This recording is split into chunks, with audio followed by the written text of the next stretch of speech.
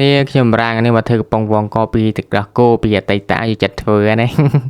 ព្រោះថាហ្នឹងតែមែនទេហ្នឹងហើយវីដេអូហ្នឹងគឺយើងកម្រងធ្វើមួយខែមុននោះកុំតាជារវល់ចុះឡើងហ្នឹងហើយឥឡូវកំប៉ុងចាស់ក៏ធ្វើដែរបាទមិនបាច់ចាំអីទៀតទេចាំកំប៉ុងថ្មីវិញកាលយើងលាងម្សាយើងទៅខាត់ហើយតមកទៀតយើងលាងដូរស្ប៊ូម្សាទៀតអញ្ចឹងវាពី3សាដែរនិយាយទៅរីយ៉ូនេះមកវងកអ្នកគ្នាបើកអីបើកកម្រិតវប់ហើយអានេះកំប៉ុងវងករងថ្ងៃទុកសិនហ្នឹងហើយអានេះយើងលុកដូរអីវាចិត្តវ័នហើយបែបពេញចេះមកតមកទៀតយើងយកនេះដើម្បីគេវាស្មើអានេះវាស្មើនឹងមួយកំប៉ុងកាលមុនគេលក់កវកំប៉ុងមួយឥឡូវអត់ទេគេថ្លឹងគីឡូហ្នឹងហើយកាលមុនគេវអញ្ចឹងវាយូរ